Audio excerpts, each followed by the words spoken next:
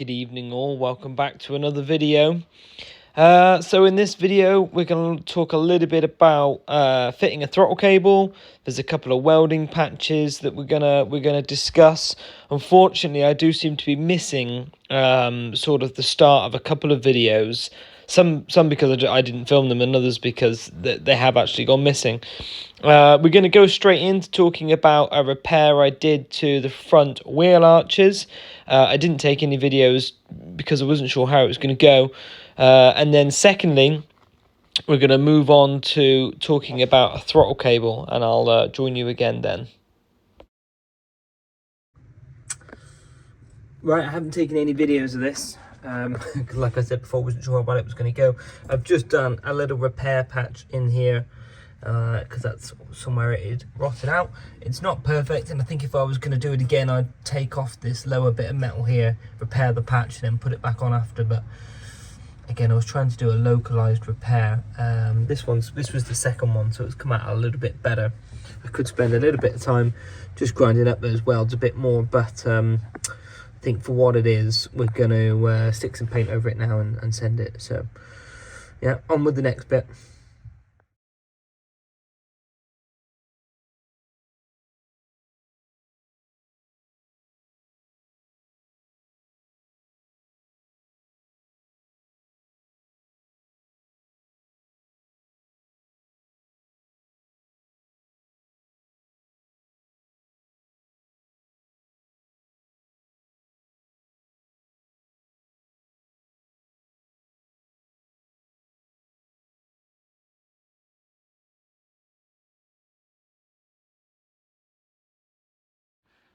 Okay guys, so this is a video on how to fit a new throttle cable, but I seem to have lost the first step.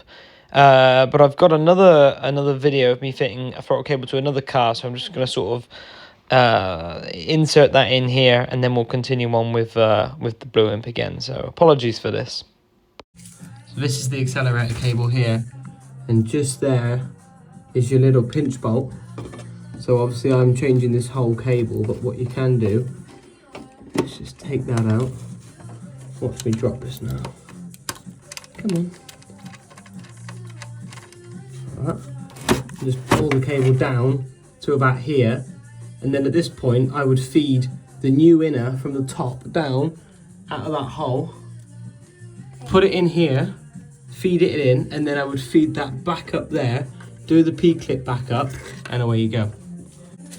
Second part of the video, there we have new cable coming down from hole. And here we have, so that turn the flash on, that was stupid. New cable.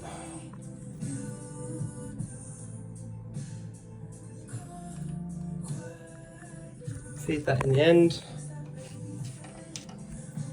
like so. Oh, this is difficult one-handed.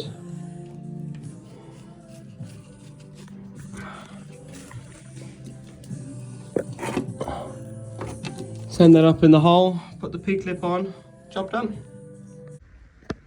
Right, so there we go. I've got the little P-clip done up. Now, as you can see there, it's just come back out, and that is because when I swapped the P-clip over from the old cable to the new cable, it's just lost its clamping force here. So all I'm going to do, now that I know where it is to take it back off, clamp it up with some mole grips just to make it pinch a bit harder, and then I'm going to quickly refit it after that. There we go, we've just managed to clamp it up in situ. We can see now the throttle cable is all the way home, even though the camera doesn't really want to focus on it. There we go, just about. And that is how we do that. So now, we're just gonna slowly start running it down here, clipping it into all the little clips. There is one missing from here, which I'm going to refit later. It's just come off around there by the looks of it. So we're going to refit that one a bit later on, but for now, we're just going to start feeding this new throttle cable down the line all the way to the end. So let's go and jump in the pit and do that now. Here we are again, fairly self-explanatory, I think.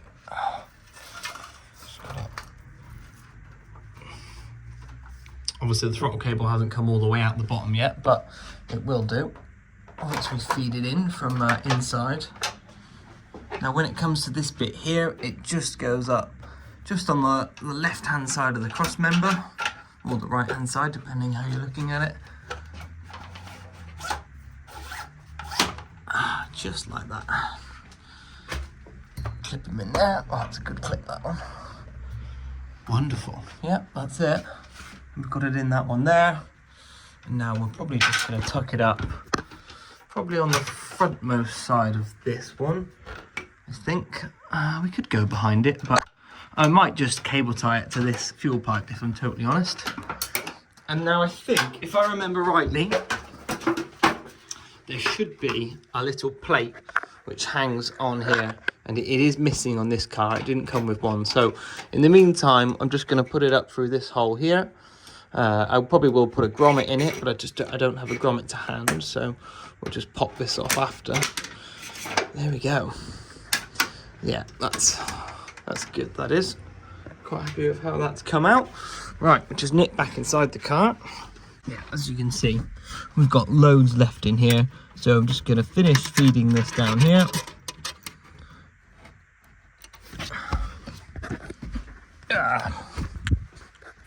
Yeah, there we go. We've got loads out the end now as well, so that's great. Now I'm just going to find the little clip to attach it to the pedal. Here is the clip. It's totally self-explanatory how this attaches. So it always helps if you can raise the throttle pedal up just a little bit first, otherwise it's a bit fiddly. But essentially, this brass bit slides on here, like so, and then this pin goes through one way and the little clip goes on at the end. I'm not going to film it because I will drop the clip, unless I can just balance that there. And if I drop the clip, I'll be quite upset with myself.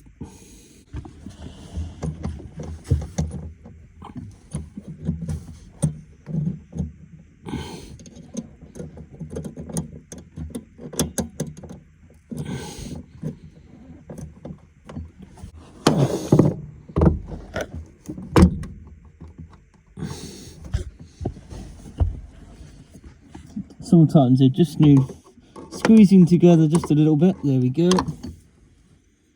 Now, let's have a go at putting the clip on.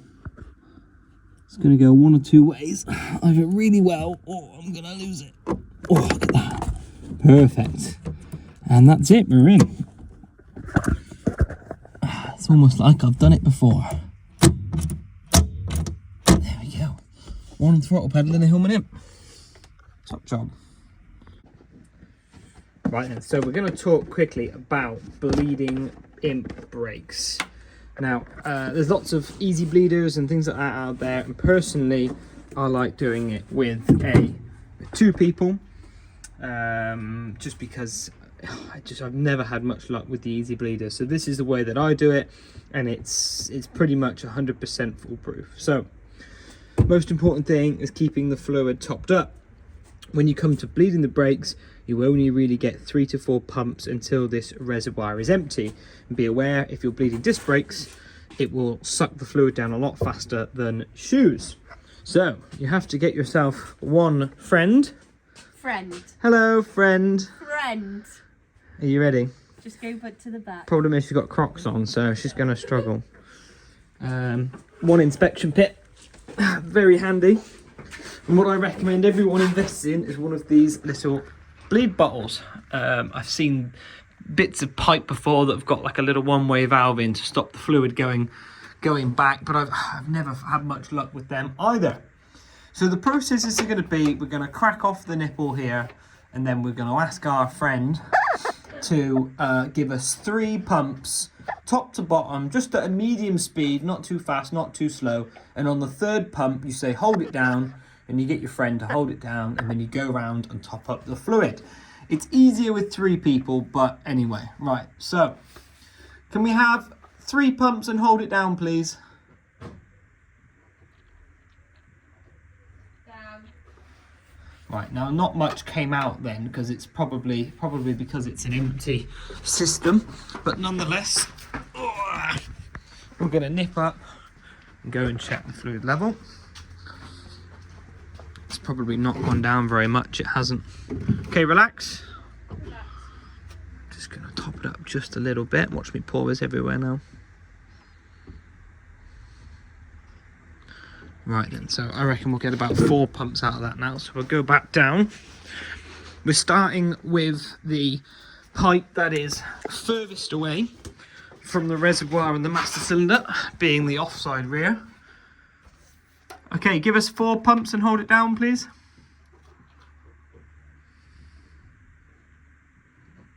Down. Still not getting much from this.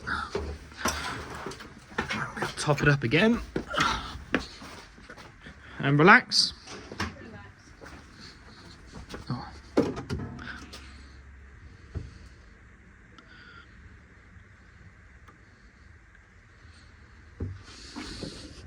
And we essentially repeat this process until we're getting a bit more flow, and at some point I will move over to the near side.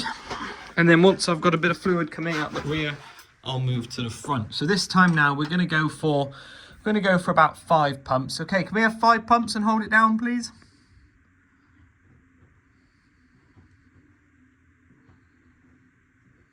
There we go.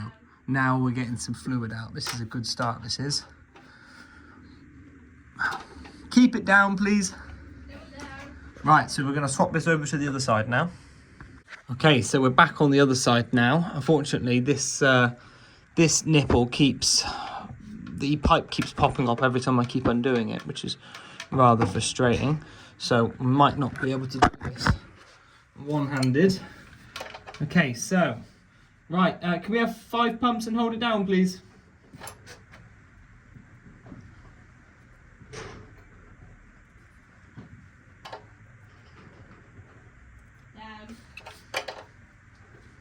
Right, and relax.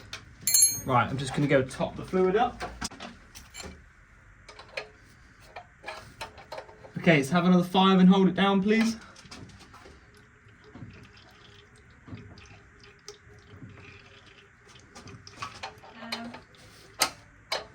Okay, so now that we've got relax, consistent fluid coming out, we can now go to the front brakes.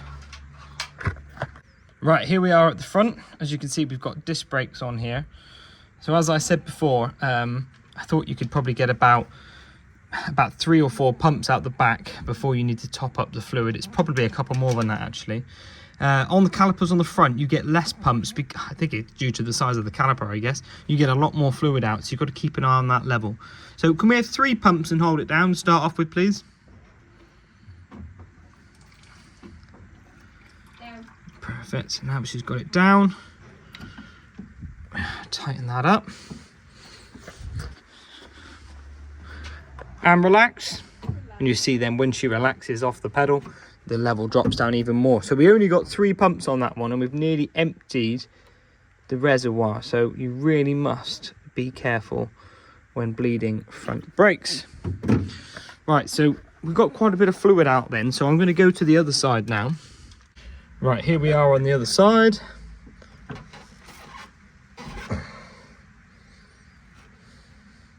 Okay, 3 pumps and hold it down, please.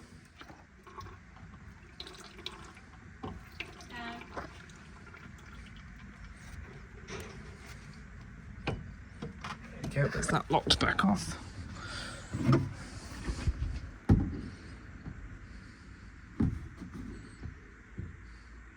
And relax.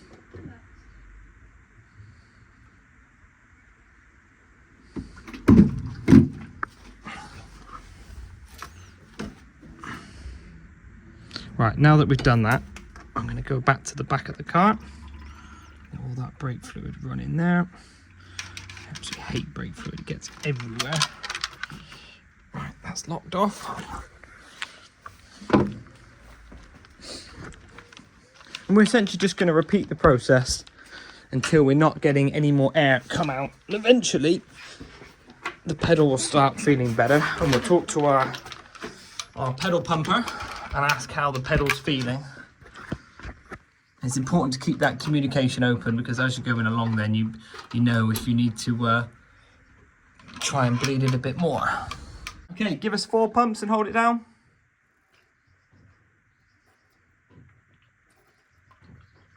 Down. Air coming out of that still. Right, we go and check the level again.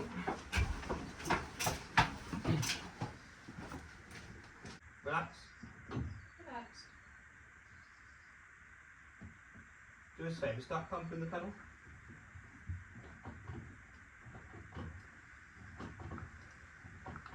It's getting hard to. So, because we've got front calipers on the front, the pistons were pushed all the way back, so I've just got my lovely passenger to pump the pedal to squeeze the pistons out.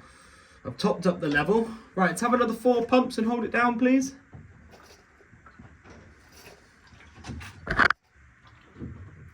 Down. Look a bit better now.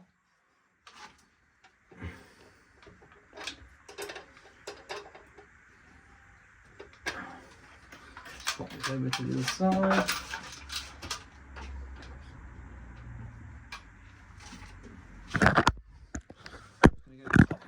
Top the level up again.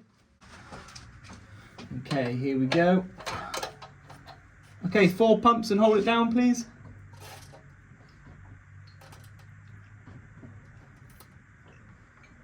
Getting stiffer now. Yeah, so my wonderful assistant is just informing me that the pedal's starting to feel better. Okay, relax now. Right, so the back shouldn't need any more adjustment. It should just be a little bit more on the fronts. We'll just go and check that level before we pump the pedal anymore. Ooh, that was low, that was. That was close. Any lower than that, we probably would have had to start again. Okay, let's have a look. How's that pedal feeling? Alright, so we've definitely got some resistance on there. What are those? They're my cracks. Right, so last little bit on the front. Then I think that will probably be it. Give us 3 pumps and hold it down. Yeah, we're moving some fluid now. Relax.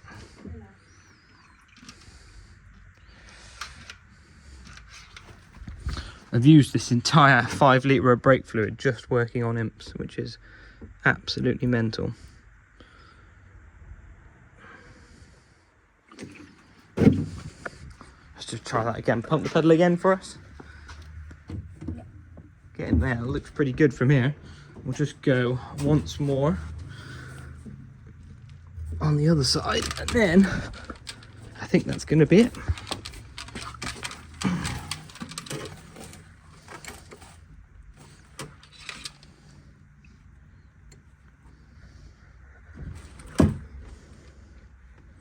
Okay, 3 pumps and hold it down. down.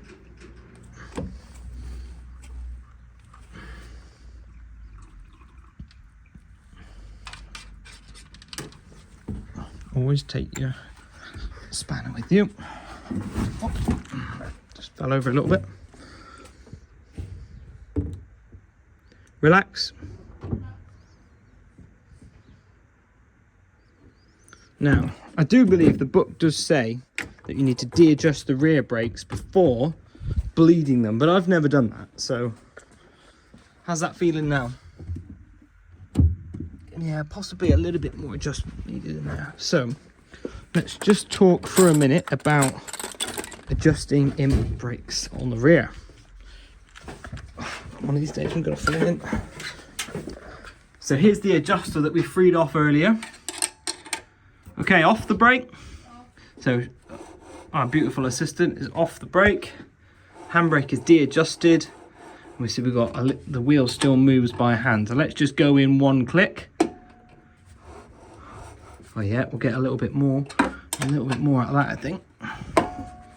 Right, so it's somewhere just between those two notches. As you see that, we still got a little bit of movement in it, but too much movement. So we'll just go back one. Yeah, so we've got a little bit of drag there. That's probably just the right amount. We will get a bit more adjustment out of it once we've been down the road in it. So this one's pretty close as it is. Let's just go back one. Right, see how much easier that is? Forward one. Yeah, I'm probably not going to get any more out of that. Yeah, and that's just a little bit too stiff. It's very close. So again, it's just between the two, really.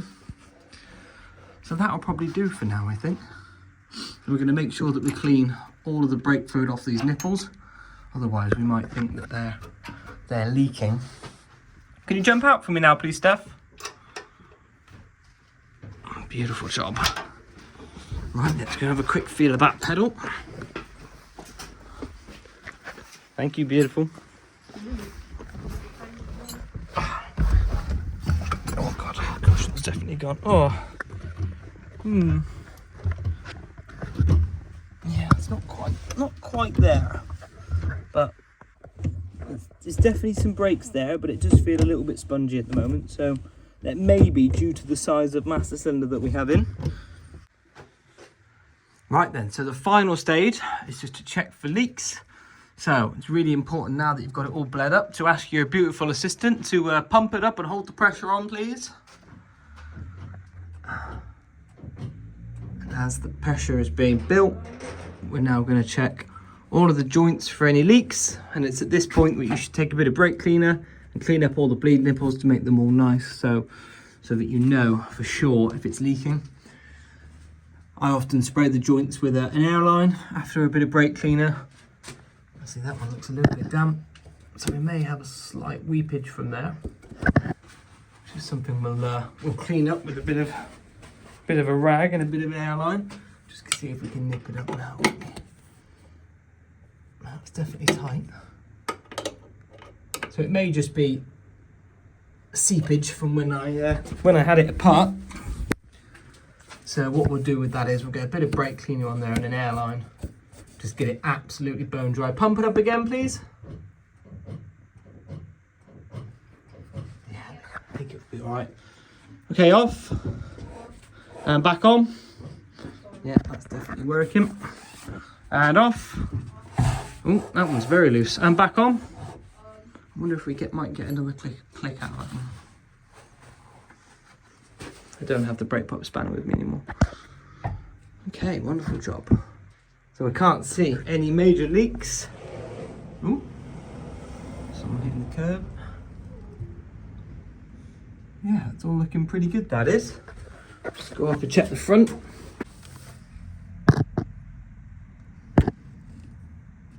Yeah, it's all looking pretty dry from here. Let's have a bit of a look down here. All looking dry up there as well. I think that's going to be a job well done. What do you think, Steph? Perfect. How's it feel? Feels good. Yeah, that looks loads better. Cool. Top job. Thanks for helping. That's quite alright. You're so welcome. Next time get your girlfriend, not your friend. So now that we're finished under here, and we're finished with these two brake pipes and we've checked they're not leaking, it's time to put the fuel tank back in.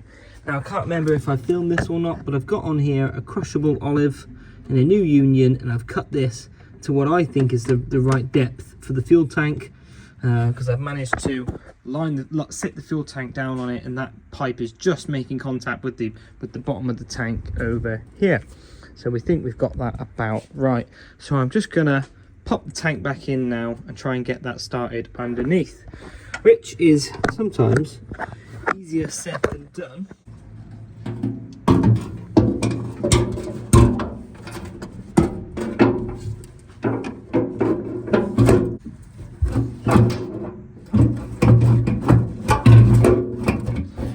Go, just about in there. Now I'm going to try and get this started in here.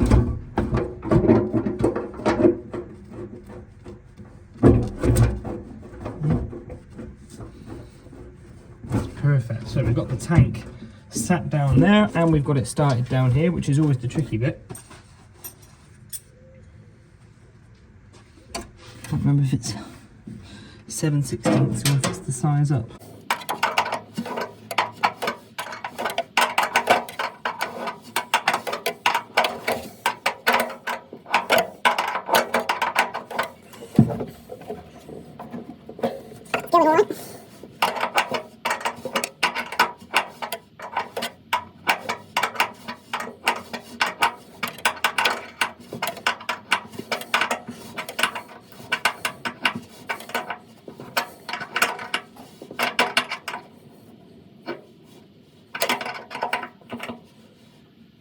Well, I think that should probably do it.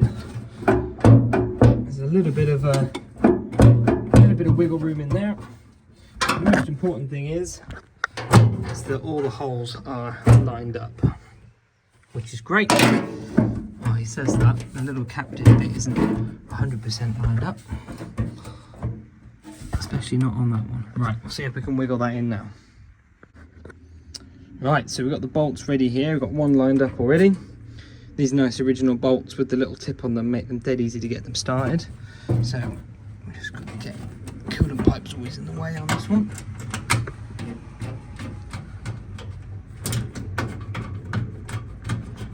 There we go.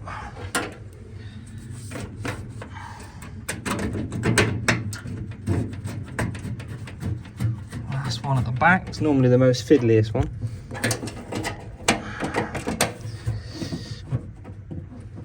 Looking at this fuel tank, we really should have painted it, but problem is there's cardboard over the top of these fuel tanks anyway, and they always, as soon as you get the slightest bit of fuel spillage on them, the paint just falls off anyway. So we're probably going to give it a bit of a lick of hammerite at some point. This one's beginning to be a bit of a pain. There we go, it's going. Right, we'll get these whizzed in and then we'll go from there. Right then, so some of the finishing touches now. We will be taking these off again just to finish schutzing up in here, but for now, we're ready to put this wheel back on.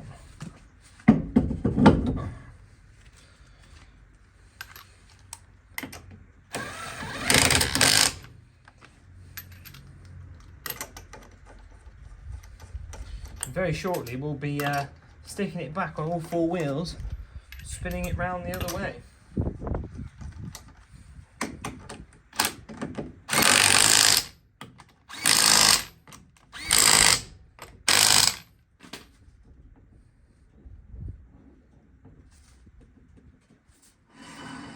Oh my god, that wheel's buckled. Or is it the tyre's flat? Oh, the tyre's flat. There we go. How about that then? It's all coming together.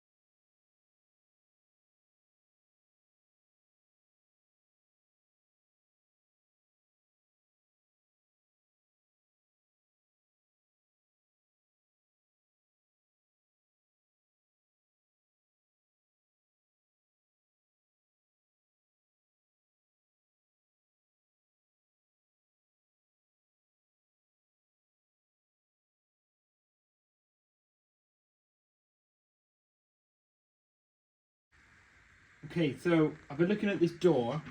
And I've noticed as I open it, I feel a bit of resistance on the catch here. And it feels like it jumps up a little bit when it's shut. So what I think has gone on is, if you look down here, imps are really prone for their door hinges to wear. So if you hold that steady and I move this door up and down, see how much movement there is in that?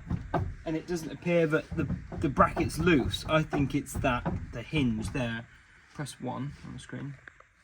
So if you look at one hinge then the other, right here. So we're going to get the door off and have a look.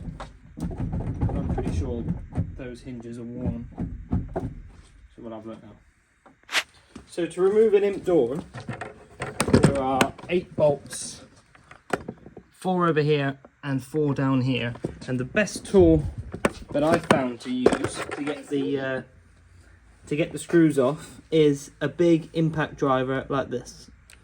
A lot of people do replace the screws for Allen key bolts, which is something that I do advise because it's far easier to get them out and back in. Right, so I've got a jack supporting the door under here, and my beautiful assistant is going to make sure that it doesn't hit the car. Let's see how easy these come out. Oh, that one came out too easy.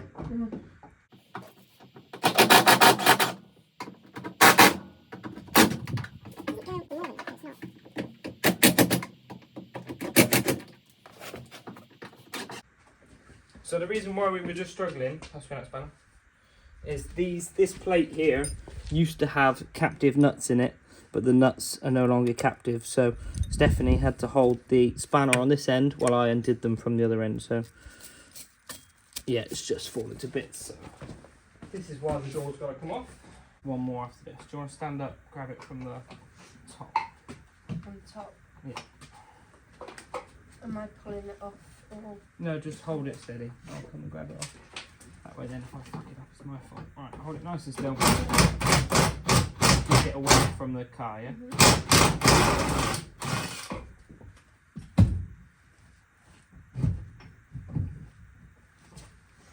Okay, go.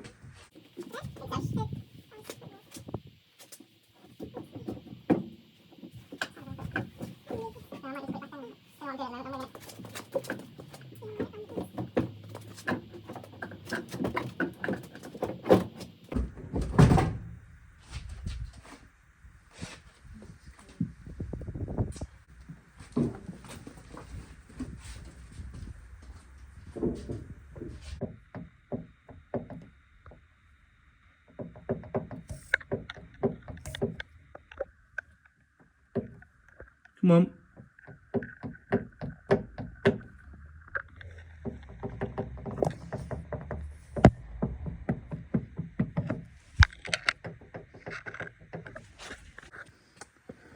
Wow, this is far worse than the other side. Can you turn the steering to the right for me, please, Steph? Yeah.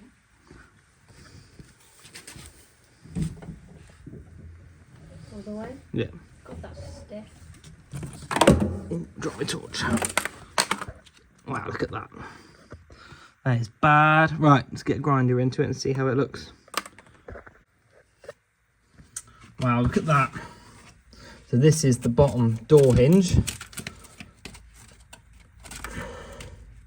This could also partly be why the door felt so funny when we were lifting it up and down.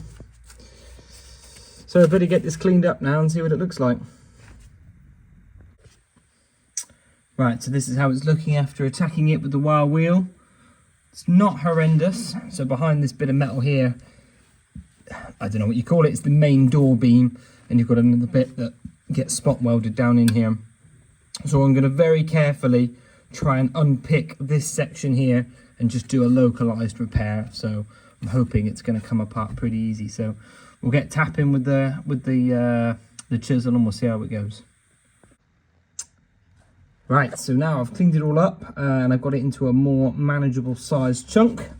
So I'm going to get a bit of cardboard in here and I'm going to tap it with a hammer around all the edges, which will give me the template that I want.